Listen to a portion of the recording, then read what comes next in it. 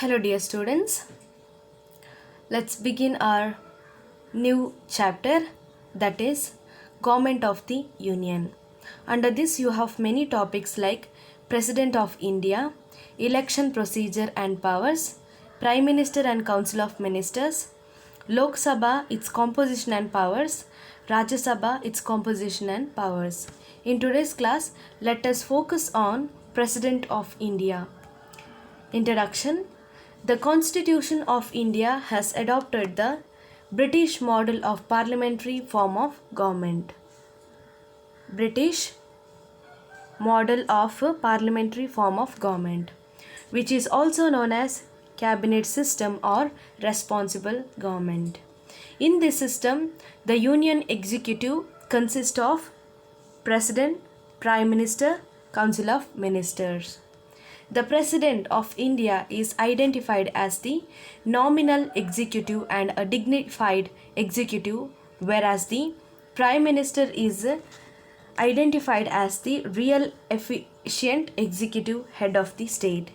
President is identified as the nominal executive and dignified executive, whereas the Prime Minister is identified as the real and efficient executive head of the state. ಅಂದರೆ ಭಾರತದ ಸಂವಿಧಾನ British ಮಾದರಿಯ ಸರಕಾರವನ್ನು ನಮ್ಮಲ್ಲಿ ವ್ಯವಸ್ಥೆ ಮಾಡಿದೆ. ಇದು ಹೊಣೆಗಾರಿಕೆಯ ಕ್ಯಾಬಿನೆಟ್ ಮಾದರಿಯ ಸರಕಾರವಾಗಿದ್ದು, ಈ ಮಾದರಿಯಲ್ಲಿ ಕೇಂದ್ರ ಕಾರ್ಯಾಂಗವು ರಾಷ್ಟ್ರಪತಿ, ಪ್ರಧಾನಮಂತ್ರಿ ಮತ್ತು ಮಂತ್ರಿಮಂಡಲವನ್ನು ಒಳಗೊಂಡಿರುತ್ತದೆ. ಇಲ್ಲಿ ರಾಷ್ಟ್ರಪತಿಯವರು ಗೌರವಾನ್ವಿತ ಮತ್ತು ನಾಮಮಾತ್ರ ಶಿರೋಮಣಿಯಾಗಿದ್ದಾರೆ, ಆದರೆ ಪ್ರಧಾನಮಂತ್ರಿಯವರು ಕಾರ್ಯಾಂಗದ ನೈಜ ಮುಖ್ಯಸ್ಥರಾಗಿದ್ದಾರೆ.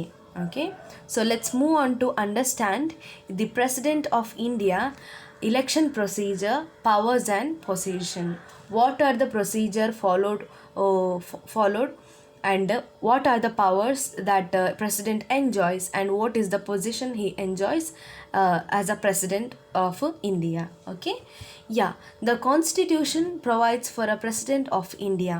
Since India is a republic, all the executive power of the union government, including the supreme command of the defense forces, is vested in him. ಅಂದರೆ ಭಾರತವು ಒಂದು ಗಣರಾಜ್ಯವಾಗಿರುವುದರಿಂದಾಗಿ ಸಂವಿಧಾನವು ರಾಷ್ಟ್ರಾಧ್ಯಕ್ಷ ಅಥವಾ ರಾಷ್ಟ್ರಪತಿಯವರ ಸ್ಥಾನವನ್ನು ಸೃಷ್ಟಿಸಿದೆ. ಕೇಂದ್ರ ಸರ್ಕಾರದ ಎಲ್ಲ ಕಾರ್ಯಾಂಗೀಯ ಅಧಿಕಾರ ಮತ್ತು ರಕ್ಷಣಾ ಬಲದ ಮಹಾದಂಡ ನಾಯಕತ್ವ ಸೇರಿದಂತೆ ಎಲ್ಲ ಅಧಿಕಾರಗಳನ್ನು ಅವರಿಗೆ ನೀಡಿದೆ. ಯಾರಿಗೆ? ರಾಷ್ಟ್ರಪತಿಯವರಿಗೆ. Article 52 of the Indian Constitution states that there shall be a president for the union of state. ಅಂದರೆ ಸಂವಿಧಾನದ ವಿಧಿ 52 ಏನು ಹೇಳುತ್ತೆ ಅಂದರೆ ಭಾರತದ ಒಕ್ಕೂಟಕ್ಕೆ ಓರ್ವ ರಾಷ್ಟ್ರಾಧ್ಯಕ್ಷರು ಇದ್ದಾರೆ ಎನ್ನುವುದನ್ನು ಸೂಚಿಸ್ತದೆ. Very important articles, you have to note these articles carefully. And next, Article 53 of the Constitution says that the executive power of the Union is vested in the President and shall be exercised by him, either directly or through officers subordinate to him in accordance with the Constitution. ಅಂದರೆ ಸಂವಿಧಾನದ 53ನೇ ವಿಧಿ ಆಡಳಿತ ನಿರ್ವಹಣಾಂಗವಾದ ಕಾರ್ಯಾಂಗದ ಸಕಲ ಅಧಿಕಾರಗಳು ರಾಷ್ಟ್ರಪತಿಯವರಿಗೆ ಸೇರಿವೆ. ಈ ಅಧಿಕಾರಗಳನ್ನು ಅವರು ನೇರವಾಗಿ ಅಥವಾ ಅವರಿಗೆ ಅಧೀನವಾಗಿರುವ ಅಧಿಕಾರಿಗಳ ಮೂಲಕ ಸಂವಿಧಾನದ ನಿಯಮಕ್ಕೆ ಅನುಸಾರವಾಗಿ ಚಲಾಯಿಸುತ್ತಾರೆ ಎಂಬುದನ್ನು ಸೂಚಿಸ್ತದೆ. Okay, so next, election of the president. Qualifications for the office. ಯಾವ ಕ್ವಾಲಿಫಿಕೇಷನನ್ನು ಪ್ರೆಸಿಡೆಂಟ್ ಆಗುವವರು ಹೊಂದಿರಬೇಕು ಎಂಬುದನ್ನು ನಾವು ಈ ಒಂದು ಸ್ಲೈಡ್ನಿಂದ ತಿಳ್ಕೊಳ್ಳುವ. So article 58 of the constitution requires that a candidate for the office of the president should possess these qualification. ಅಂದರೆ ಸಂವಿಧಾನದ ಈಗ ರಾಷ್ಟ್ರಪತಿಯವರ ಅರ್ಹತೆಗಳು ಯಾವುದು, ರಾಷ್ಟ್ರಪತಿಯಾಗಲು ಏನೆಲ್ಲ ಅರ್ಹತೆಗಳನ್ನು ಹೊಂದಿರಬೇಕು, what are the qualifications you should have for the office of president. Okay, so ಸಂವಿಧಾನದ 58ನೇ ವಿಧಿ ಅನ್ವಯ ರಾಷ್ಟ್ರಪತಿ ಸ್ಥಾನಕ್ಕೆ ಅಭ್ಯರ್ಥಿಯಾಗಲು ಬಯಸಿದಾತನು ಈ ಕೆಳಗೆ ಗೊತ್ತುಪಡಿಸಿದಂತಹ ಅರ್ಹತೆಗಳನ್ನು ಹೊಂದಿರಬೇಕು. What are the qualification? So let us understand the qualifications. So he must be a citizen of India, ಅಂದರೆ ಭಾರತದ ಪೌರನಾಗಿರಬೇಕು. He must be above 35 years of age, ಅಂದರೆ 35 ವಯಸ್ಸಾಗಿರಬೇಕು. He must possess all qualifications prescribed for election as a member of Lok Sabha, ಅಂದರೆ ಲೋಕಸಭೆಗೆ ಆಯ್ಕೆಯಾಗುವ ಅರ್ಹತೆಯುಳ್ಳವರು ಆಗಿರಬೇಕು. He must not hold any office of profit under the government of India, state government or any other local authorities. ಅಂದರೆ ಚುನಾವಣಾ ಸಮಯದಲ್ಲಿ ಕೇಂದ್ರ ಸರ್ಕಾರ ಅಥವಾ ರಾಜ್ಯ ಸರ್ಕಾರದ ಯಾವುದೇ ಲಾಭದಾಯಕ ಹುದ್ದೆಯನ್ನು ಹೊಂದಿರಬಾರದು ಅಥವಾ ಯಾವುದೇ ಸ್ಥಳೀಯ ಒಂದು ಅಥಾರಿಟಿಯ ಎನಿ ಕೈಂಡ್ ಆಫ್ ಪ್ರಾಫಿಟ್ ಆಫೀಸನ್ನು ಹೊಂದಿರಬಾರದು. Next, shall not be a member of either house of people or house of legislature. ಯಾವುದೇ ರಾಜ್ಯದ ಅದು ಹೌಸ್ ಆಫ್ ಪೀಪಲ್ ಅಥವಾ ರಾಜ್ಯದ ಹೌಸ್ ಆಫ್ ಲೆಜಿಸ್ಲೇಚರ್ನ ಮೆಂಬರ್ ಆಗಿರಬಾರದು. ಈ ಎಲ್ಲ ಅರ್ಹತೆಗಳನ್ನು ರಾಷ್ಟ್ರಪತಿಯಾಗುವವರು ಹೊಂದಿರಬೇಕು ಎಂಬುದನ್ನು ಆರ್ಟಿಕಲ್ 58 ಸೂಚಿಸ್ತದೆ. Okay, so next, election procedure. The president of India is the head of the union executive. According to Article 54, the President is elected by an indirect election. President is elected by an indirect election according to Article 54. That is by an electoral college. In accordance with the system of proportional representation by means of a single transferable vote. ಅಂದರೆ ಭಾರತದ ರಾಷ್ಟ್ರಪತಿಗಳು union executive ಮುಖ್ಯಸ್ಥರು ಆಗಿದ್ದಾರೆ. Article 54 ವಿಧಿ 54ರ ಪ್ರಕಾರ ರಾಷ್ಟ್ರಪತಿಯವರನ್ನು ಪರೋಕ್ಷ indirect election ಚುನಾವಣೆಯ ಮೂಲಕ ಆಯ್ಕೆ ಮಾಡಲಾಗುತ್ತದೆ. ಅಂದರೆ ಎಲೆಕ್ಟರಲ್ ಕಾಲೇಜಿನಿಂದ ಏಕವರ್ಗಾವಣೆಯ ಮತದ ಮೂಲಕ ಪ್ರಮಾಣಾನುಗುಣ ಪ್ರಾತಿನಿಧ್ಯದ ವ್ಯವಸ್ಥೆಗೆ ಅನುಗುಣವಾಗಿ ಅವರನ್ನು ಆಯ್ಕೆ ಮಾಡಲಾಗುತ್ತದೆ. ಓಕೆ, ಸೊ ಈ ಚುನಾವಣಾ ಕಾಲೇಜು ಕೆಲವೊಂದು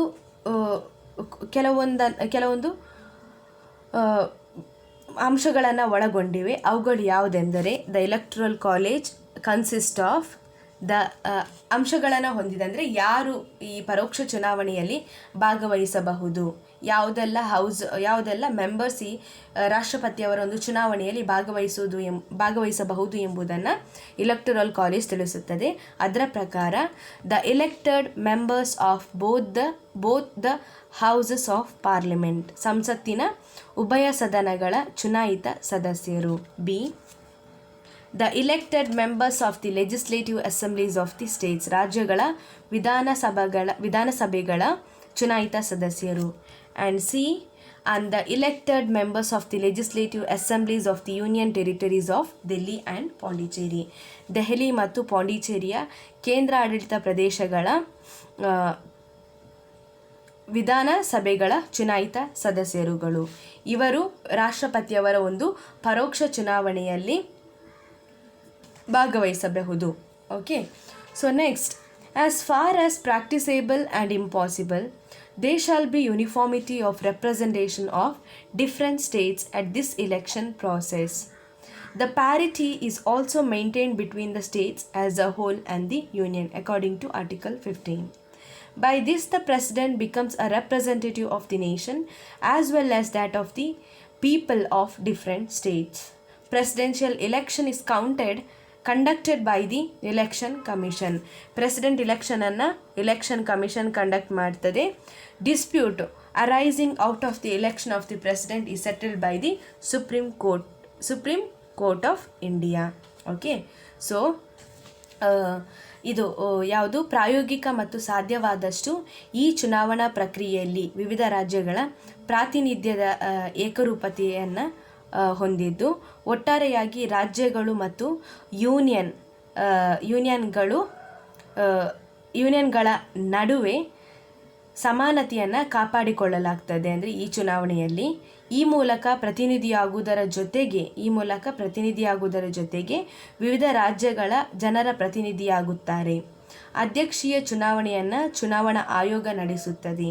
ಈ ರಾಷ್ಟ್ರಪತಿಗಳ ಚುನಾವಣೆಯಿಂದ ಉಂಟಾಗುವ ವಿವಾದವನ್ನು ಭಾರತದ ಸುಪ್ರೀಂ ಕೋರ್ಟ್ ಇತ್ಯರ್ಥಪಡಿಸುವ ಒಂದು ಅಧಿಕಾರವನ್ನು ಹೊಂದಿದೆ. Okay, so next term of office. Okay, so 5 years, term of office 5 years from the date on which he enters upon his office. Eligible for election, his office can be terminated in either of two ways. One, by resignation in writing under his hand address to the Vice President of India, and second one, by removal of violation of constitution by the process of impeachment. ಅಂದರೆ ರಾಷ್ಟ್ರಪತಿ ಕಚೇರಿಗೆ ಪ್ರವೇಶಿಸಿದ ದಿನಾಂಕದಿಂದ 5 ವರ್ಷಗಳು ರಾಷ್ಟ್ರಪತಿಗಳು ಮರುಚುನಾವಣೆಗೆ ಅರ್ಹರಾಗಿರುತ್ತಾರೆ. ಅವರ ಕಚೇರಿಯನ್ನು 2 ವಿಧಾನಗಳಲ್ಲಿ ಮಾತ್ರ ನಾವು ಕೊನೆಗೊಳಿಸಬಹುದು. ಒಂದು, ರಾಜೀನಾಮೆ ನೀಡುವ ಮೂಲಕ ಅವರ ಕೈಯಲ್ಲಿ ರಾಜೀನಾಮೆ ನೀಡುವ ಮೂಲಕ ಅದು ಭಾರತದ ಉಪಾಧ್ಯಕ್ಷರನ್ನು ಉದ್ದೇಶಿಸಿ. 2, ದೋಷಾರೋಪಣ ಪ್ರಕ್ರಿಯೆಯಿಂದ ಸಂವಿಧಾನದ ಒಂದು ವೇಳೆ ಉಲ್ಲಂಘನೆ ಮಾಡಿದರೆ ಅಂಥ ಸಂದರ್ಭದಲ್ಲಿ ಇಂಪೀಚ್ಮೆಂಟನ್ನು ಮಾಡುವಂಥದ್ದು. Okay, so next let us know impeachment process. Let us know about impeachment process. So Article 61 of the Constitution, very important article, impeachment process. Article 61 of the Constitution lays down a detailed procedure for the impeachment of the President. The President may be removed from the office for the violation of the Constitution by the process of impeachment. ಅಂದರೆ ಸಂವಿಧಾನದ 61ನೇ ವಿಧಿ ರಾಷ್ಟ್ರಪತಿಗಳ ದೋಷಾರೋಪಣೆಯ ವಿವರವಾದ ಕಾರ್ಯವಿಧಾನವನ್ನು ತಿಳಿಸುತ್ತದೆ. ದೋಷಾರೋಪಣೆ ಪ್ರಕ್ರಿಯೆಯಿಂದ ರಾಷ್ಟ್ರಪತಿಯನ್ನು ಸಂವಿಧಾನದ ಒಂದು ವೇಳೆ ಉಲ್ಲಂಘನೆಯಾದಲ್ಲಿ ಕಚೇರಿಯಿಂದ ತೆಗೆದುಹಾಕಬಹುದು. ಅದು process of impeachment ಮೂಲಕ. Okay, the charge of impeachment may be preferred by either house of parliament. 14 days notice has to be given to the president, signed by 1/4 of the total number of the members of the house. The resolution then must be adopted by a majority of 2/3 majority of the total membership of the house. The charge is then investigated by the other house or by a court or a tribunal to which the house entrusts this task. If the charge is upheld by the house, the president stands impeached. ಅಂದರೆ ಈ impeachment ಪ್ರೊಸೀಜರಲ್ಲಿ ಅಂದರೆ ರಾಷ್ಟ್ರಪತಿಯವರನ್ನು ಪದಚ್ಯುತಗೊಳಿಸುವ ಪ್ರಕ್ರಿಯೆ ಏನಿದೆಯೋ ಅದು ಆ ಪ್ರಕ್ರಿಯೆ ಯಾವ ರೀತಿ ಅಂದರೆ, ಈ ರಾಷ್ಟ್ರಪತಿಯವರು ಈಗ ಸಂವಿಧಾನದ ರಕ್ಷಕರು. ಒಂದು ವೇಳೆ ಅವರು ಸಂವಿಧಾನವನ್ನು ಉಲ್ಲಂಘನೆ ಮಾಡಿದರೆ ಅಥವಾ ಸಂವಿಧಾನದ ನೀತಿ ನಿಯಮಗಳನ್ನು ಉಲ್ಲಂಘಿಸಿದರೆ ಅಂಥ ಸಂದರ್ಭದಲ್ಲಿ ಅವರನ್ನು ದೋಷಾರೋಪಣ ಅಥವಾ ಮಹಾಭಿಯೋಗ, ಇಂಪೀಚ್ಮೆಂಟ್, ದೋಷಾರೋಪಣ ಅಥವಾ ಮಹಾಭಿಯೋಗ ಎಂಬುದಾಗಿ ನಾವು ಅದಕ್ಕೆ ವರ್ಡ್ ಯೂಸ್ ಮಾಡ್ತೇವೆ ಕನ್ನಡದಲ್ಲಿ. ಇದರ ಮೂಲಕ ಅಧಿಕಾರದಿಂದ ಪದಚ್ಯುತಗೊಳಿಸಬಹುದು.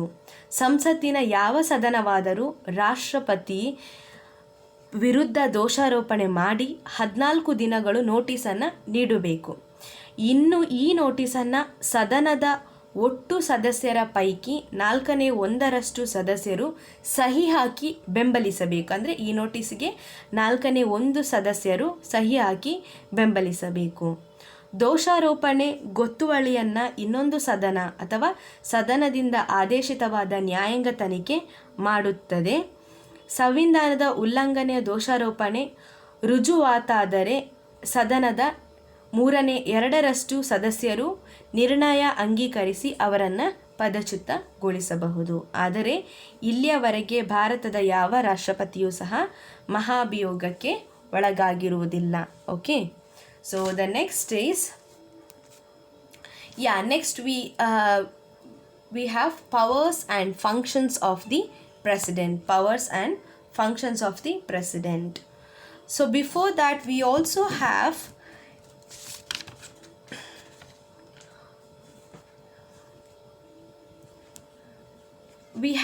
powers and functions of the president.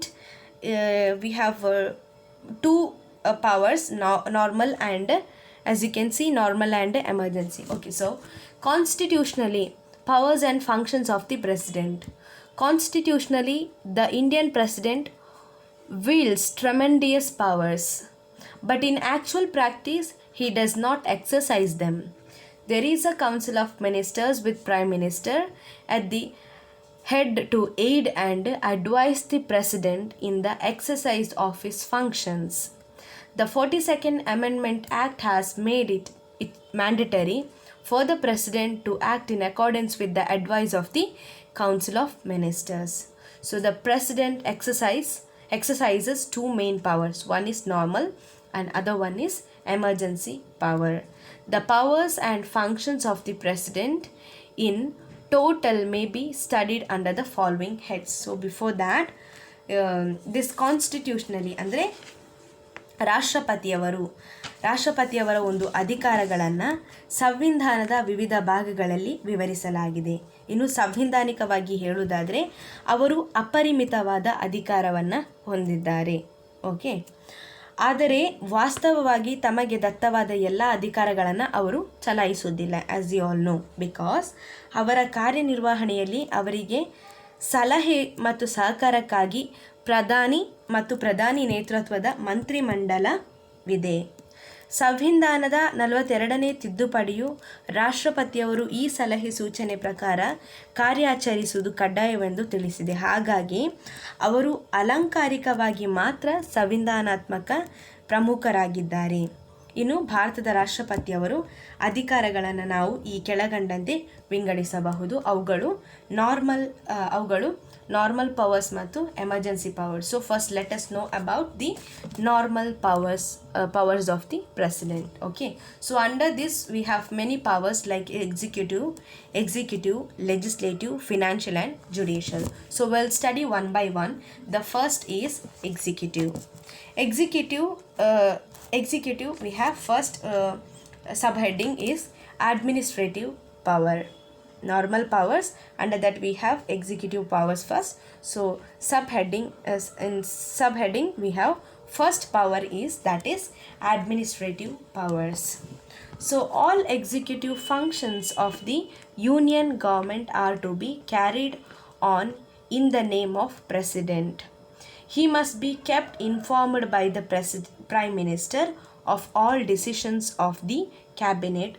All important appointments are made by the president.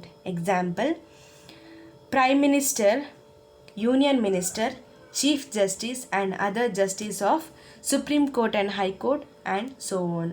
Along with this power, he also enjoys the power to remove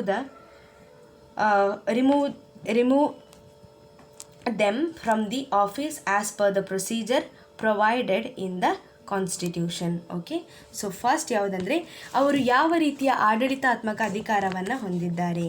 ಕೇಂದ್ರ ಸರ್ಕಾರದ ಎಲ್ಲ ಕಾರ್ಯಾಂಗೀಯ ಅಧಿಕಾರಗಳು ರಾಷ್ಟ್ರಪತಿಗಳ ಹೆಸರಿನಲ್ಲೇ ಚಲಾಯಿಸಲ್ಪಡುವಂಥದ್ದು.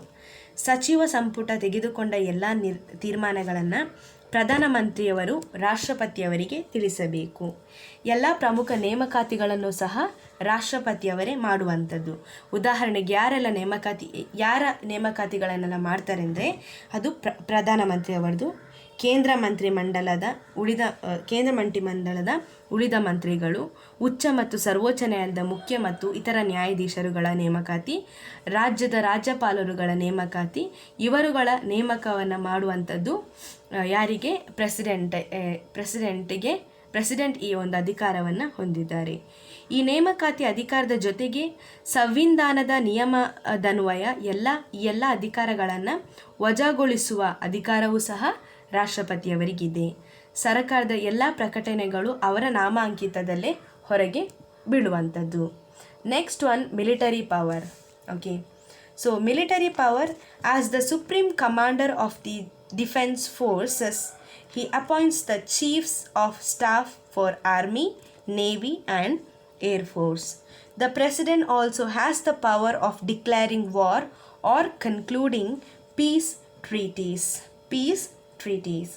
He is the head of the National Defense Committee. Okay. So ಸೈನಿಕ ಅಧಿಕಾರಗಳನ್ನು ನೋಡುವುದಾದರೆ ರಾಷ್ಟ್ರಪತಿಯವರು ಸೈನ್ಯದ ಮಹಾದಂಡ ನಾಯಕರಾಗಿದ್ದಾರೆ. ಇನ್ನು ಈ ಅಧಿಕಾರದ ನೆಲೆಯಲ್ಲಿ ಅವರು ಸೇನಾಪಡೆ, ನೌಕಾಪಡೆ ಮತ್ತು ವಾಯುಪಡೆಯ ದಂಡನಾಯಕರುಗಳನ್ನು ನೇಮಿಸುತ್ತಾರೆ. ಸಂಸತ್ತಿನ ಅನುಮತಿಯೊಂದಿಗೆ ಯುದ್ಧ ಘೋಷಿಸುವ ಮತ್ತು ಶಾಂತಿ ಕಾಪಾಡುವ ಅಧಿಕಾರವೂ ಸಹ ಅವರಿಗಿದ್ದು, ಅಷ್ಟೇ ಅಲ್ಲದೆ ರಾಷ್ಟ್ರೀಯ ರಕ್ಷಣಾ ಸಮಿತಿಯ ಮುಖ್ಯಸ್ಥರು ರಾಷ್ಟ್ರಪತಿಗಳು ಆಗಿದ್ದಾರೆ. And the third one, C, power to administer union territories, ಅಂದರೆ ಕೇಂದ್ರ ಆಡಳಿತದ ಪ್ರದೇಶದ ಆಡಳಿತಾಧಿಕಾರಗಳು. The president is empowered to administer the union territories through a chief commissioner or any other authority appointed by him, ಅಂದರೆ ಕೇಂದ್ರ ಆಡಳಿತದ ಪ್ರದೇಶದ ಆಡಳಿತಾಧಿಕಾರ ಮುಖ್ಯ ಆಡಳಿತಾಧಿಕಾರಿಯ ಮೂಲಕ ಅಥವಾ ತಾವೇ ನೇಮಕ ಮಾಡಿದ ಇನ್ನಿತರ ಪ್ರಾಧಿಕಾರದ ಮೂಲಕ ರಾಷ್ಟ್ರಪತಿಯವರು ಏನು ಮಾಡ್ತಾರೆ ಅಂದರೆ ಈ ಕೇಂದ್ರ ಆಡಳಿತ ಪ್ರದೇಶಗಳೇನಿದೆಯೋ ಅವುಗಳ ಆಡಳಿತವನ್ನು ಸಹ ನಿರ್ವಹಿಸುತ್ತಾರೆ. Next, D, power to issue directives to the states, ಅಂದರೆ ರಾಜ್ಯಗಳಿಗೆ ನಿರ್ದೇಶನ ನೀಡುವ ಅಧಿಕಾರವನ್ನು ಸಹ ರಾಷ್ಟ್ರಪತಿಯವರು ಹೊಂದಿದ್ದಾರೆ. The president is empowered to issue directives to the state governments with regard to the administration, construction and maintenance of the means of communication declared to be of national or military importance. ಅಂದರೆ ರಾಜ್ಯಗಳಿಗೆ ನಿರ್ದೇಶನ ನೀಡುವ ಅಧಿಕಾರವನ್ನು ಹೊಂದಿರುವ ರಾಷ್ಟ್ರಪತಿಗಳು ರಾಷ್ಟ್ರೀಯ ಅಥವಾ ಸೇನಾ ಮಹತ್ವ ಪಡೆದಿರುವ ಸಂಪರ್ಕ ಮಾಧ್ಯಮಗಳ ನಿರ್ಮಾಣ ಮತ್ತು ರಕ್ಷಣೆ ಹಾಗೂ ಅವುಗಳ ಆಡಳಿತದ ಬಗ್ಗೆ ರಾಜ್ಯ ಸರ್ಕಾರಗಳಿಗೆ ನಿರ್ದೇಶನ ನೀಡುವ ಅಧಿಕಾರವನ್ನು ರಾಷ್ಟ್ರಪತಿಗಳು ಹೊಂದಿದ್ದಾರೆ. And next one is diplomatic powers. The president, as the head of the state, maintains foreign relations. He appoints or recalls ambassadors and envoys to foreign states and accepts letters of credence from foreign diplomatic representatives. All diplomatic business is transacted in his name. All international treaties and agreements are also negotiated in his names. He accords recognition to new states. ಅಂದರೆ ರಾಯಭಾರ ಅಧಿಕಾರಗಳನ್ನು ನೋಡಿದಾಗ ರಾಷ್ಟ್ರಪತಿಯವರು ರಾಷ್ಟ್ರದ ಮುಖ್ಯಸ್ಥನಾಗಿದ್ದು ಅನ್ಯ ರಾಷ್ಟ್ರಗಳೊಡನೆ ರಾಜತಾಂತ್ರಿಕ ಸಂಬಂಧಗಳನ್ನು ಬೆಳೆಸುತ್ತಾರೆ. ಅದಕ್ಕಾಗಿ ರಾಯಭಾರಿಗಳನ್ನು ಮತ್ತು ರಾಯಭಾರ ಕಚೇರಿಯ ಇನ್ನಿತರ ಅಧಿಕಾರಿಗಳನ್ನು ನೇಮಿಸುವ ಮತ್ತು ಅವರನ್ನು ಹಿಂದಕ್ಕೆ ಕರೆಸಿಕೊಳ್ಳುವ ಅಧಿಕಾರ ಅವರಿಗಿದೆ. ಭಾರತಕ್ಕೆ ನೇಮಕವಾದ ವಿದೇಶಿ ರಾಯಭಾರಿಗಳ ನೇಮಕಾತಿ ಪತ್ರಗಳನ್ನು ಅವರು ಸ್ವೀಕರಿಸುತ್ತಾರೆ. ಎಲ್ಲ ರಾಜತಾಂತ್ರಿಕ ವ್ಯವಹಾರಗಳು ಅವರ ಹೆಸರಿನಲ್ಲೇ ನಡೆಯುತ್ತವೆ. ಇನ್ನು ಎಲ್ಲ ಅಂತಾರಾಷ್ಟ್ರೀಯ ಒಪ್ಪಂದ ಆಗಿರಬಹುದು, ಒಡಂಬಡಿಕೆಗಳಾಗಿರಬಹುದು, ಅದಕ್ಕೆ ಅವರ ಅನುಮೋದನೆ ಅಗತ್ಯ. ಹಾಗೆ ಹೊಸ ರಾಷ್ಟ್ರಗಳಿಗೆ ಮಾನ್ಯತೆಯನ್ನು ಸಹ ಅವರೇ ನೀಡುತ್ತಾರೆ. ಓಕೆ, ನಾವು next let's move on to understand what are the legislative powers of the president. Okay, the first one is summoning and dissolving the lower house. Summoning and dissolving the lower house. The president has the power to summon the parliament at least twice a year. He can prorogue either house of parliament and dissolve the Lok Sabha. He may address either house of parliament or both the houses together. At the parliament every year, the president delivers an address prepared by the cabinet on the policies and programs of the government. Okay, so ಸಂಸತ್ತಿನ ಅಧಿವೇಶನ ಕರೆಯುವ ಮತ್ತು ಸಮೋನಿಂಗ್ ಸಂಸತ್ತಿನ ಅಧಿವೇಶನ ಕರೆಯುವ ಮತ್ತು ಲೋಕಸಭಾ ವಿಸರ್ಜನಾಧಿಕಾರ. ರಾಷ್ಟ್ರಪತಿಯವರು ಸಂಸತ್ತಿನ ಅಧಿವೇಶನಗಳನ್ನು ವರ್ಷದಲ್ಲಿ ಕನಿಷ್ಠ ಪಕ್ಷ 2 ಬಾರಿ ಕರೆಯುತ್ತಾರೆ. ಅಲ್ಲದೆ ಸಂಸತ್ತಿನ ಅಧಿವೇಶನವನ್ನು ತಾತ್ಕಾಲಿಕವಾಗಿ ಮುಂದೂಡಿಯುವಂಥದ್ದು ಮತ್ತು ಲೋಕಸಭೆಯನ್ನು ಅವಧಿಗೆ ಮುನ್ನ ವಿಸರ್ಜಿಸುವ ಅಧಿಕಾರವನ್ನು ರಾಷ್ಟ್ರಪತಿಯವರು ಹೊಂದಿದ್ದಾರೆ. ಇನ್ನು ಎರಡೂ ಸದನಗಳನ್ನು ಪ್ರತ್ಯೇಕವಾಗಿ ಅಥವಾ ಜಂಟಿಯಾಗಿ ಉದ್ದೇಶಿಸುವ ಭಾಷಣ ಮಾಡುವ ಒಂದು ಅಧಿಕಾರವೂ ಸಹ ರಾಷ್ಟ್ರಪತಿಗಿದೆ. ನೂತನ ಪಾರ್ಲಿಮೆಂಟಿನ ಪ್ರಥಮ ಅಧಿವೇಶನದಲ್ಲಿ ಮತ್ತು ಪ್ರತಿ ವರ್ಷ ಮೊದಲನೇ ಅಧಿವೇಶನದಲ್ಲಿ ಸರ್ಕಾರದ ನೀತಿ ನಿರೂಪಣೆಗಳುಳ್ಳ ಸಚಿವ ಸಂಪುಟದಿಂದ ಅನುಮೋದಿಸಲ್ಪಟ್ಟ ಭಾಷಣವನ್ನು ಸಹ ರಾಷ್ಟ್ರಪತಿಯವರು ಓದುವ ಒಂದು ಅಧಿಕಾರವನ್ನು ಹೊಂದಿದ್ದಾರೆ. Next, power to send messages. The President may send messages to either House of Parliament with respect to a bill then pending in Parliament or otherwise. ಅಂದರೆ ಸಂದೇಶ ಕಳಿಸುವ ಒಂದು ಅಧಿಕಾರ. ಲೋಕಸಭೆ ಮತ್ತು ರಾಜ್ಯಸಭೆಯಲ್ಲಿ ದೀರ್ಘಕಾಲ ಸ್ಥಗಿತವಾಗಿರುವಂತಹ ಒಂದು ವೇಳೆ ಮಸೂದೆಗಳು ಇದ್ದಲ್ಲಿ ಆ ಮಸೂದೆಗಳ ಬಗ್ಗೆ ನಿರ್ಧಾರ ತೆಗೆದುಕೊಳ್ಳುವಂತೆ ರಾಷ್ಟ್ರಪತಿಗಳು ಸಂದೇಶವನ್ನು ಕಳುಹಿಸಬಹುದು. Next, power to issue ordinances. ಅಂದರೆ when the parliament is not in session, the president is empowered to promulgate ordinances. Presidential ordinance has the same force and effect as an act of parliament. However, the ordinance must be laid before the parliament within 6 weeks of its assembly. Okay, next, power to issue ordinances. ಅಂದರೆ ಈ ಸಂಸತ್ತು ಅಧಿವೇಶನದಲ್ಲಿ ಇಲ್ಲದೇ ಇರುವಾಗ ರಾಷ್ಟ್ರಪತಿಗಳು ಸಂಸತ್ತು ಅಧಿವೇಶನದಲ್ಲಿ ಇಲ್ಲದಿದ್ದು ಇರುವಾಗ ರಾಷ್ಟ್ರಪತಿಗಳು ಸುಗ್ರೀವಾಜ್ಞೆಯನ್ನು ಹೊರಡಿಸಬಹುದು. ಇವುಗಳಿಗೆ ಕಾಯ್ದೆಗಳಷ್ಟೇ ಬಲ ಇದೆ. ಆದರೆ ಸಂಸತ್ತು ಅಧಿವೇಶನ ಸೇರಿದ 6 ವಾರಗಳಿಗೆ ಒಳಗಾಗಿ ಅವುಗಳಿಗೆ ಒಪ್ಪಿಗೆಯನ್ನು ನೀಡಬೇಕಾಗುತ್ತದೆ. ಇಲ್ಲದಿದ್ದರೆ ಅವುಗಳು ರದ್ದಾಗುತ್ತವೆ. Okay, next, nominations to Rajya Sabha and Lok Sabha. The President is empowered to nominate 12 persons to the Rajya Sabha who are distinguished for their special knowledge or practical experience in literature, science, art and social service. He can also nominate 2 persons of the Anglo-Indian community to the Lok Sabha in case the community is not adequately represented. ಅಂದರೆ ಸಂಸತ್ತಿಗೆ ಸದಸ್ಯರ ನಾಮಕರಣಾಧಿಕಾರವನ್ನು ಮಾಡುವಂಥದ್ದು. ಸಾಹಿತ್ಯ, ವಿಜ್ಞಾನ, ಕಲೆ, ಸಮಾಜ ಸೇವೆ ಮುಂತಾದ ಕ್ಷೇತ್ರಗಳಲ್ಲಿ ಪ್ರಸಿದ್ಧಿ ಪಡೆದಿರುವ 12 ಮಂದಿಯನ್ನು ರಾಜ್ಯಸಭೆಯ ಸದಸ್ಯರನ್ನಾಗಿ ನಾಮಕರಣ ಮಾಡುವ ಒಂದು ಅಧಿಕಾರ ರಾಷ್ಟ್ರಪತಿಯವರಿಗೆ ಇದೆ.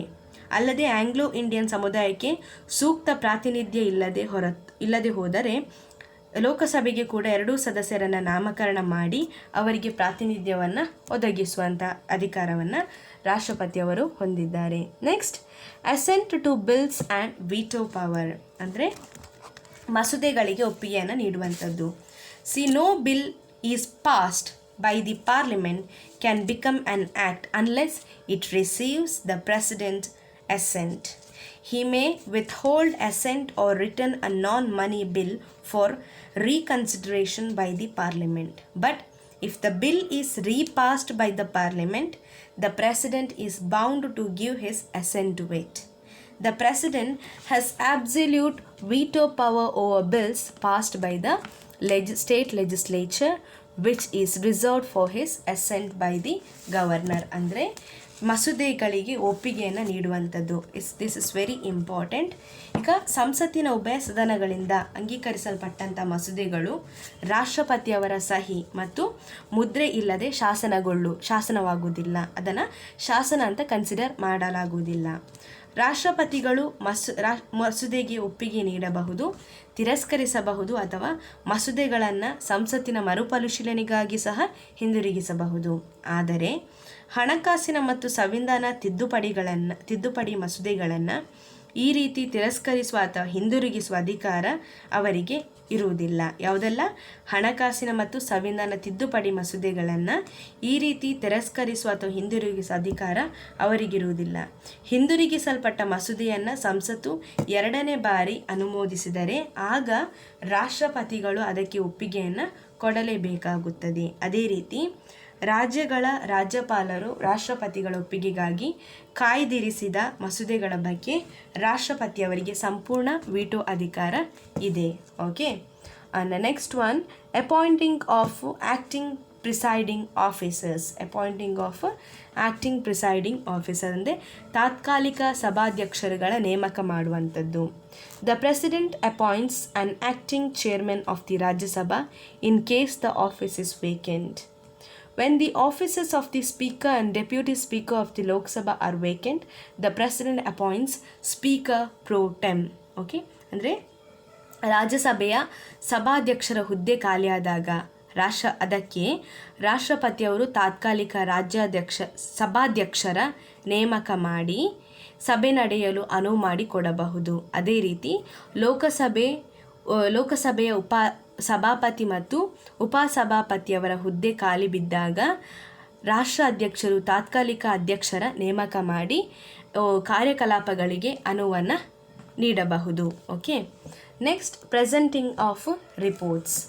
The President is required to lay before the Parliament the annual reports and the recommendations of UPSC, Finance Commission, Comptroller and Auditor General of India, Commission for Scheduled Caste and Tribes and the Backward Classes. ಅಂದರೆ ವರದಿಯನ್ನು ಸಲ್ಲಿಸುವಂಥ ಅಧಿಕಾರ ರಾಷ್ಟ್ರಪತಿಯವರಿಗೆ ಮಹಾನಿಯಂತ್ರಕ ಮತ್ತು ಲೆಕ್ಕ ಪರಿಶೋಧಕ ವರದಿ, ಹಣಕಾಸು ಆಯೋಗದ ವರದಿ, ಕೇಂದ್ರ ಲೋಕಸಭೆ ಆಯೋಗದ ವರದಿ, ಪರಿಶಿಷ್ಟ ಜಾತಿ ಮತ್ತು ಪರಿಶಿಷ್ಟ ಪಂಗಡದ ಆಯೋಗದ ವರದಿ, ಹಿಂದುಳಿದ ಆಯೋಗಗಳ ವರದಿ ಮತ್ತು ಇತರ ಆಯೋಗಗಳ ವರದಿಯನ್ನು ಸಂಸತ್ತಿನಲ್ಲಿ ಮಂಡಿಸುವ ಒಂದು ಅಧಿಕಾರವನ್ನು ಸಹ ರಾಷ್ಟ್ರಪತಿಯವರು ಹೊಂದಿದ್ದಾರೆ. And the next one, financial powers. Okay, next one, financial powers. The first is money bill. Money bill says that, according to the money bill, it says that no money bill can be introduced in the Lok Sabha without his prior recommendations. ಅಂದರೆ ಹಣಕಾಸು ಮಸೂದೆ ರಾಷ್ಟ್ರಪತಿಗಳ ಪೂರ್ವಾನುಮತಿ ಇಲ್ಲದೆ ಯಾವುದೇ ಹಣಕಾಸು ಮಸೂದೆಯನ್ನು ಲೋಕಸಭೆಯಲ್ಲಿ ಮಂಡಿಸುವಂತಿಲ್ಲ. Next, the contingency fund. ಈ ಕಾಂಟಿಂಜೆನ್ಸಿ ಫಂಡ್ ಆಕಸ್ಮಿಕ ನಿಧಿ ಏನು ಹೇಳ್ತೇವೋ ಅದು, according to that the contingency fund of India is at his disposal. He can make advances out of it to meet unforeseen expenditure pending its authorization by the Parliament. ಆಕಸ್ಮಿಕ ನಿಧಿ ಅನ್ನುವಂಥದ್ದು contingency fund ರಾಷ್ಟ್ರದ ಆಕಸ್ಮಿಕ ನಿಧಿ ರಾಷ್ಟ್ರಪತಿಯವರ ಮೇಲ್ವಿಚಾರಣೆಯಲ್ಲಿದ್ದು ಆಕಸ್ಮಿಕವಾಗಿ ಸಂಭವಿಸುವ ಘಟನೆಗಳಿಗೆ ಅವರು ಅದರಿಂದ ಧನ ಸಹಾಯವನ್ನು ಮಾಡಬಹುದು. Okay, next, union budget. The President at the commencement of every financial year causes the union budget to be laid before the Parliament for its approval. So no bill, no money can be granted by the Parliament without the recommendation of President. ಕೇಂದ್ರ ಆಯವ್ಯಯ ಪಟ್ಟಿ ಏನು ಹೇಳ್ತೇವೋ union budget, ರಾಷ್ಟ್ರಪತಿಗಳು ಪ್ರತಿ ಹಣಕಾಸಿನ ವರ್ಷದ ಪ್ರಾರಂಭದಲ್ಲಿ ವಾರ್ಷಿಕ ಆಯವ್ಯಯದ ಅಂದಾಜು ಪಟ್ಟಿಯನ್ನು ಸಿದ್ಧಪಡಿಸಬೇಕು. ಅದನ್ನು ಅನುಮೋದನೆಗಾಗಿ ಸಂಸತ್ತಿನ ಮುಂದೆ ಮಂಡಿಸುವಂಥ ವ್ಯವಸ್ಥೆಯನ್ನು ಮಾಡುತ್ತಾರೆ. ರಾಷ್ಟ್ರಪತಿಯವರ ಒಪ್ಪಿಗೆ ಇಲ್ಲದೆ ಯಾವುದೇ ಬೇಡಿಕೆಗಳನ್ನು ಸಂಸತ್ತು ಮಂಜೂರು ಮಾಡುವುದಿಲ್ಲ. that is about union budget. And appointing finance commission. The President also appoints a finance commission to make recommendations regarding the distribution of revenue between the union and the states. ಅಂದರೆ ಹಣಕಾಸು ಆಯೋಗದ ನೇಮಕ ತೆರಿಗೆಯ ಆದಾಯವನ್ನು ಕೇಂದ್ರ ಮತ್ತು ರಾಜ್ಯಗಳ ನಡುವೆ ಹಂಚಲು ಶಿಫಾರಸು ಮಾಡಲು ಹಣಕಾಸಿನ ಆಯೋಗವನ್ನು ರಚಿಸುವ ಅಧಿಕಾರವನ್ನು ರಾಷ್ಟ್ರಪತಿಯವರು ಹೊಂದಿದ್ದಾರೆ. Okay, so the next one is judicial powers. Judicial powers. What are the judicial powers enjoyed by the President? Okay, first one, grant pardon, reprieve, respite or remission of the punishment or commute the sentence of any person punished by the courts. ಅಂದರೆ ರಾಷ್ಟ್ರಪತಿಗೆ judicial powers ಅಂದರೆ ನ್ಯಾಯಿಕ ಅಧಿಕಾರಗಳು. First one, grant pardon, reprieve, respite or remission of the punishment or commute the sentence of any person punished by the courts. ಅಂದರೆ ರಾಷ್ಟ್ರಪತಿಗೆ ನ್ಯಾಯಾಲಯಗಳು ಅಪರಾಧಿಗಳಿಗೆ ಕೊಟ್ಟಿರುವ ಶಿಕ್ಷೆಗೆ ಕ್ಷಮಾದಾನವನ್ನು ನೀಡುವಂಥ, ಶಿಕ್ಷೆಯನ್ನು ತಡೆಯುವಂಥದ್ದು, ಮುಂದೂಡುವಂಥದ್ದು, ಕಡಿಮೆ ಮಾಡುವ ಇಲ್ಲವೇ ಸಂಪೂರ್ಣ ಬದಲಾಯಿಸುವ ಅಧಿಕಾರವನ್ನು ರಾಷ್ಟ್ರಪತಿಯವರು ಹೊಂದಿದ್ದಾರೆ. He enjoys certain legal immunities and is not answerable to any court of law for the exercise of his powers and performance of his duties. No criminal charges can be initiated against him during his term of office. ಅಂದರೆ ರಾಷ್ಟ್ರಾಧ್ಯಕ್ಷರು ಕೆಲವು ಕಾನೂನಿನ ವಿನಾಯಿತಿಗಳನ್ನು ಅನುಭವಿಸುತ್ತಾರೆ. ಅವರು ತಮ್ಮ ಅಧಿಕಾರ ಚಲಾವಣೆಯ ಬಗ್ಗೆ ಮತ್ತು ಕರ್ತವ್ಯದ ಬಗ್ಗೆ ಯಾವುದೇ ಕೋರ್ಟಿಗೆ ಉತ್ತರಿಸಬೇಕಾಗಿಲ್ಲ. ಅವರು ಅಧಿಕಾರಾವಧಿಯಲ್ಲಿ ಅವರ ವಿರುದ್ಧ ಯಾವುದೇ ಅಪರಾಧ ಪ್ರಕರಣಗಳನ್ನು ದಾಖಲಿಸುವಂತಿಲ್ಲ. Okay. He may seek the opinion of the Supreme Court on any matter of public importance. The court is bound to give its opinion, but it is not binding on the president. ಕೆಲವು ಸಾರ್ವಜನಿಕ ಮಹತ್ವವುಳ್ಳ ವಿಷಯಗಳ ಬಗ್ಗೆ ರಾಷ್ಟ್ರಪತಿಗಳು ಸರ್ವೋಚ್ಚ ನ್ಯಾಯಾಲಯದ ಅಭಿಪ್ರಾಯವನ್ನು ಕೇಳಬಹುದು. ಅದಕ್ಕೆ ನ್ಯಾಯಾಲಯ ತನ್ನ ಅಭಿಪ್ರಾಯ ತಿಳಿಸಲೇಬೇಕಾಗುತ್ತದೆ, ಆದರೆ ಅದಕ್ಕೆ ರಾಷ್ಟ್ರಪತಿಯವರು ಬದ್ಧರಾಗಬೇಕಾಗಿಲ್ಲ. ಓಕೆ, ಎಂಬುದನ್ನು ಜುಡಿಷಿಯಲ್ ಪವರ್ಸಲ್ಲಿ ನಾವು ತಿಳಿದುಕೊಳ್ತೇವೆ. So next let us move on to understand the emergency powers. What are the emergency powers enjoyed by the president of India? So we have three main emergency powers. This I have also explained during fundamental during your salient features of the Indian Constitution. I have explained about emergency powers, isn't it? Yeah, I have explained. So the first one is national emergency caused by war or external aggression or internal armed rebellion. Article 355. Very important articles. You have to keep it in your mind. This is very important for your examination point of view. Okay, so ತುರ್ತು ಪರಿಸ್ಥಿತಿಯ ಅಧಿಕಾರ, emergency powers. ಭಾರತದ ರಾಷ್ಟ್ರಪತಿಗೆ ತುರ್ತು ಪರಿಸ್ಥಿತಿಯ ಸವಾಲುಗಳನ್ನು ಎದುರಿಸಲು ಕೆಲವು ಅಧಿಕಾರಗಳನ್ನು ಸಂವಿಧಾನ ನೀಡಿದೆ. ಭಾರತೀಯ ಸಂವಿಧಾನದ ಪ್ರಕಾರ 3 ಪ್ರಮುಖ ತುರ್ತು ಪರಿಸ್ಥಿತಿಯನ್ನು ಘೋಷಿಸುವ ಅಧಿಕಾರವನ್ನು ರಾಷ್ಟ್ರಪತಿಯವರು ಹೊಂದಿದ್ದಾರೆ. 1, ರಾಷ್ಟ್ರದ ಭದ್ರತೆಗೆ ಯುದ್ಧ ಅಥವಾ ಬಾಹ್ಯ ಆಕ್ರಮಣ ಅಥವಾ ಶಸ್ತ್ರಾಸ್ತ್ರ ಬಂಡಾಯದಿಂದ ಅಪಾಯವಿದ್ದಾಗ ಘೋಷಿಸುವ ರಾಷ್ಟ್ರೀಯ ತುರ್ತು ಪರಿಸ್ಥಿತಿ, national emergency caused by war or external aggression or internal armed rebellion. Article 352. Okay, next one, state emergency caused by the breakdown of constitutional machinery in an state. ಅಂದರೆ ಭಾರತದ ಯಾವುದೇ ರಾಜ್ಯದಲ್ಲಿ ಆಡಳಿತ ಯಂತ್ರ ಕುಸಿದು ಬಿದ್ದಾಗ ಘೋಷಿಸುವ ರಾಜ್ಯ ತುರ್ತು ಪರಿಸ್ಥಿತಿ ವಿಧಿ 356. Next, financial emergency. When the financial stability or the credit of India or in any part thereof in danger, according to Article 360. ಭಾರತದ ಆರ್ಥಿಕ ಭದ್ರತೆಗೆ ಗಂಡಾಂತರ ಒದಗಿದಾಗ ಘೋಷಿಸಬಹುದಾದ ಆರ್ಥಿಕ ತುರ್ತು ಪರಿಸ್ಥಿತಿ. Okay, so the above emergency powers of the president are contained in part 18th of the Constitution, titled these are called emergency provisions. ರಾಷ್ಟ್ರಪತಿಯವರ ಈ ಮೇಲಿನ ತುರ್ತು ಪರಿಸ್ಥಿತಿಯ ಎಲ್ಲ ಅಧಿಕಾರಗಳನ್ನು ಸಂವಿಧಾನದ 18ನೇ ಭಾಗದಲ್ಲಿರುವ 9 ವಿಧಿಗಳಲ್ಲಿ 352ರಿಂದ 356 ತುರ್ತು ಪರಿಸ್ಥಿತಿಯ ಸಿದ್ಧತೆ, ಎಮರ್ಜೆನ್ಸಿ ಪ್ರೊವಿಷನ್ಸ್ ಎನ್ನುವ ಶಿರೋನಾಮೆಯಲ್ಲಿ ವಿವರಿಸಲಾಗಿದೆ. ಓಕೆ, ಸೊ ಇದರ ಬಗ್ಗೆ ಭಾರತದ ಸಂವಿಧಾನಿಕ ವ್ಯವಸ್ಥೆ ವಿಮರ್ಶಕರೊಬ್ಬರು ಈ ರೀತಿ ವ್ಯಾಖ್ಯಾನಿಸಿರುತ್ತಾರೆ. ಅಂದರೆ ಅವರ ಪ್ರಕಾರ ಏನಂದರೆ, ಬೇರೆ ಯಾವುದೇ ವಿಧಿಗಳನ್ನು ಈ ರೀತಿ ದುರದೃಷ್ಟಕರವಾಗಿ ಒಟ್ಟು ಸೇರಿಸಿ ಇಡಲಾಗಿಲ್ಲ ಮತ್ತು ಇಷ್ಟು ಒಂದು ಕೆಟ್ಟದಾಗಿ ಹೆಸರಿಸಲಾಗಿಲ್ಲ ಮತ್ತು ಯಾವುದೇ ವಿಧಿಗಳು ಇಷ್ಟು ಪ್ರಾಮುಖ್ಯ ಪಡೆದಿಲ್ಲ ಮತ್ತು ಉತ್ತಮ ಉಪಯೋಗ ಹಾಗೂ ಹಾನಿಯ ಸಾಧ್ಯತೆಯನ್ನು ಪಡೆದಿಲ್ಲ. This is about criticism. Okay, forget about this. You can just mention till here whatever I have explained till the emergency provisions. It has been mentioned in the Indian Constitution in the part 18 of the Indian Constitution. So 3 main emergency powers that are mentioned under the Article 352, under the Article 356 and also the Article 360. These are the emergency powers which is enjoyed by the President of India.